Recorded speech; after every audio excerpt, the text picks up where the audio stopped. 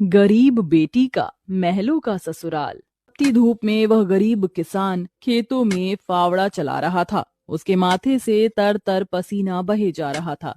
तभी गंगा गमछा उठाकर पिता का पसीना पोंछती है। बाबा, आपके माथे से कितना पसीना बह रहा है। आप थक भी गए हैं, थोड़ी देर आराम कर लो। फावड़ा मुझे दो। गंगा को खेत में फावड़ा चलाते देख सेवक राम की आंख भर आती है। मेरी गरीब बेटी के जिन हाथों में मेहंदी लगनी थी, उन्हीं नाजुक हाथों से मेरी गंगा सख्त फावड़ा चला रही है। एक गरीब की बेटी को ही ऐसा भाग्य देकर क्यों भेजता है भगवान। एक गरीब के जीवन की सबसे बड़ी दुविधा बेटी को ब्याहना होता है। ये कहानी है ऐसे ही किसान सेवक राम की, जो बड़ा गरीब है। उसकी दो बेटी गंगा और अंजू हैं। यूं तो सेवक राम ने गंगा के लिए कई रिश्ते ढूंढे, मगर भला एक गरीब की बेटी का हाथ कौन थामना चाहता है। किसी तरह से उनका जीवन कट रहा था। सेवक राम, उसकी बूढ़ी पत्नी जानकी और दोनों बेटी सारा दिन तपती धूप में खेत में काम करते रहे। शाम को खेत का मालिक ब्रिज वहां आया।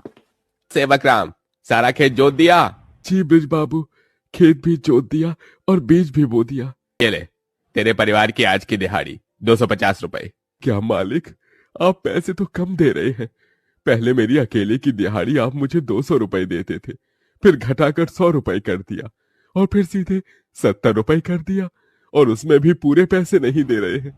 मैं, मेरी दोनों बेटी और पत्नी को मिलाकर हम कुल 4 जन आज खेत में दिन भर जर मर कर खटे हैं। 30 रुपए ही तो कम है, उसमें क्या तू खरीद लेगा? है एक एक रुपया भी मेहनत से कमाना पड़ता है मालिक। फिर ब्रिज बाकी के 30 रुपए भी सेवक राम को दे देता है, जिसके बाद वह अपनी मढ़ई में आ जाते हैं और गंगा सबको खाना बनाकर खिलाती है और एक फटे गुदरी पर पूरा परिवार जमीन पर लेट जाता है।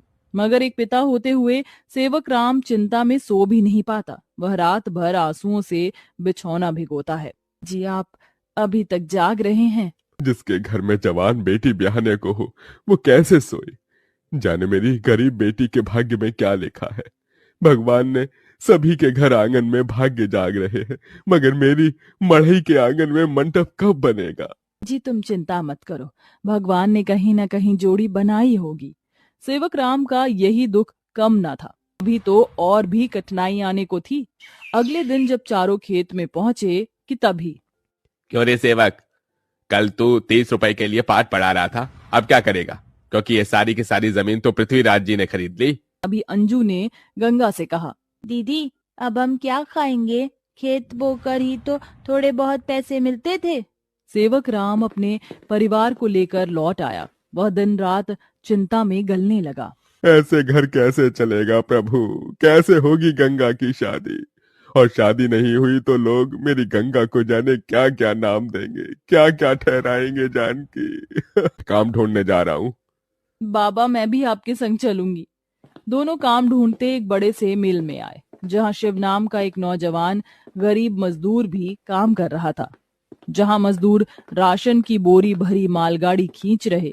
सेवक राम ने काम मांगा, दोनों को काम मिल गया। गंगा अपने पिता की बराबरी में काम करती। तपती धूप से अक्सर उसके पांव और हाथ में मालगाड़ी खींचने से छाले से पड़ जाते, तो वहीं घर आकर वह अपनी माँ का हाथ बटाती।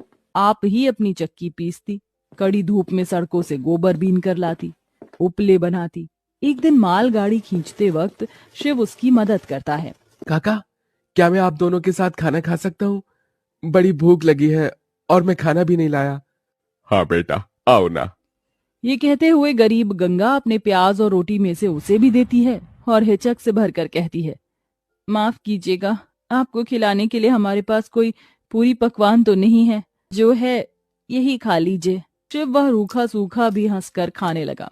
सर शिव उनकी मदद कर देता। उसकी अच्छाई गंगा के मन को भाने लगी और एक दिन शिव ने कहा, काका, अगर आप मुझे इस काबिल समझे तो मैं आपकी बेटी का हाथ थामना चाहता हूँ। बेटा, मेरी गरीब बेटी को तुम जैसा मेहनती जीवन साथी मिलेगा।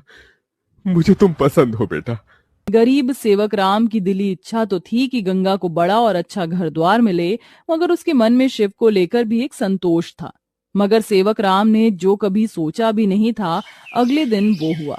कई बड़ी गाड़ियां लाइन से उसके चौखट पर आईं और शगुन से भरी थालियों के साथ शिव अपने परिवार के संग उनके घर आया।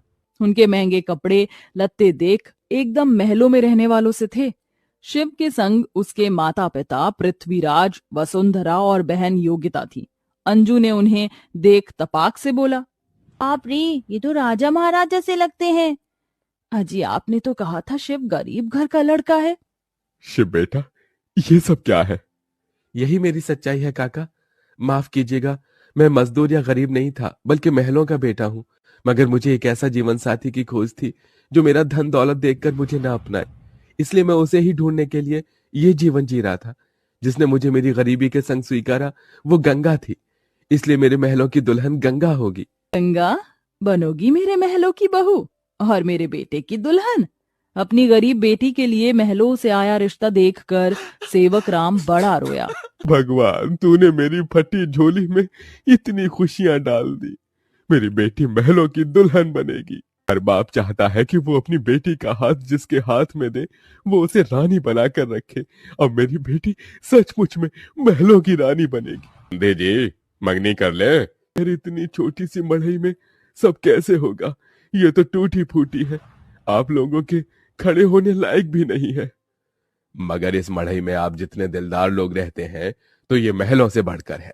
इसके बाद सेवक राम के छोटे से मढ़ई में उसकी गरीब बेटी की मंगनी होती है, जहां और थोड़े दिन के बाद बड़े ही धूमधाम के साथ गंगा की शादी होती है, जहां वह मंडप में मन ही मन कहती है, हे गौरी मैया, आपका धन्यवाद जो आपने मुझको मनचाहा वर दिया।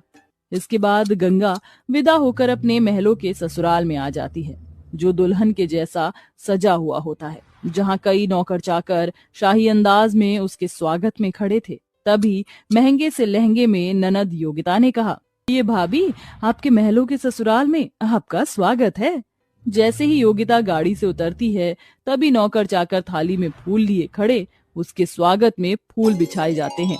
जहां कल तक उसके पांव को कांटों की चुभन मिली थी, आज वह महल की दुल्हन बनकर फूलों में बदल चुके थे। जहां महल के द्वार पर सास वसुंधरा ने स्वागत किया, हमारे महलों की दुल्हन, तुम्हारा स्वागत है। इस सोने की कलश को अपने दाहिने पांव से गिराकर अंदर आ जाओ। जी माँ। गंगा ने कलश गिराकर स्वागत किया। तभी ससुराल वालों ने उसे अनेकों तोहफे दिए। गंगा बहू, ये हार पिछले कई पुश्तों से हमारे महल में चला आ रहा है। अब तुम इसकी हकदार हो। भाभी, ये तोहफा मेरी तरफ से और ये तोहफा मेरी ओर से बहू।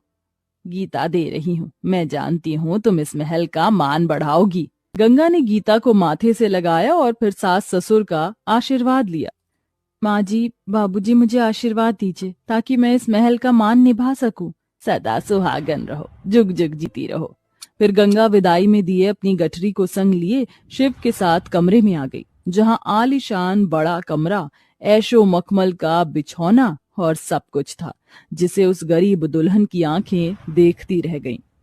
कैसा लग रहा है महलों के ससुराल में आकर? खुशी से गंगा की आंखें भर आई। उसने कहा, यकीन नहीं होता, भगवान ने एक बार में ही इतनी खुशी दे दी। शिव, सब एक सपने जैसा लग रहा है। अब यही तुम्हारी दुनिया है। उस रोज जमीन पर सोने वाली गंगा मखमल के बिछौने पर सोई। अगले दिन वह नहा धोकर नीचे आई, जहां खाने की शाही मेज लगी थी और इर्द गिर्द नौकर खड़े थे। बहू, बैठो, खाना खाओ। तभी नौकर ने गंगा को खाना परोसा।